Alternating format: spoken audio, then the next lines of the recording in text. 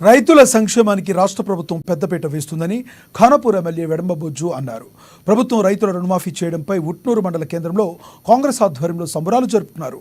పట్టణ ప్రవీధుల గుండా నిర్వహించిన ఎడ్ల బండ్ల ర్యాలీలో ఎమ్మెల్యే పాల్గొని రైతులతో కలిసి ఎడ్ల బండి నడిపారు. అంబేద్కర్ చౌరస్తాలో సీఎం రేవంత్ రెడ్డి చిత్రపటానికి పాలాభిషేకం చేశారు.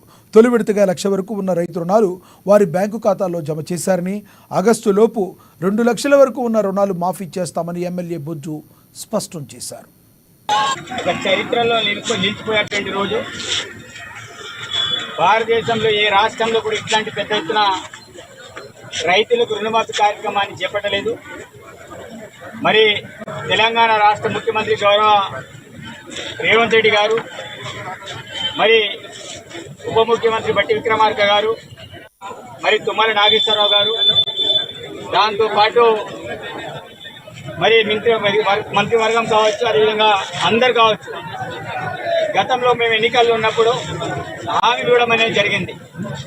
మే 6 తారీఖు నాడు మరి వరంగల్ డిక్లరేషన్, రైతు డిక్లరేషన్లో రైతులందరూ కూడా 2 లక్షల రుణమాఫీ చేస్తామని మాట ఇవ్వడం అనేది జరిగింది. ఇంకెవరు ఇచ్చిన మాట కాదు, గౌరవనీయులు రాహుల్ గాంధీ గారు ఇచ్చిన మాట.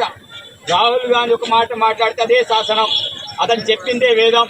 కాబట్టి అతను ఇచ్చిన మాటకి కట్టుబడి ఉండాలని గౌరవ ముఖ్యమంత్రి ఎన్ని ఇబ్బందులున్నా మరి రైతులకు మాట ఇచ్చా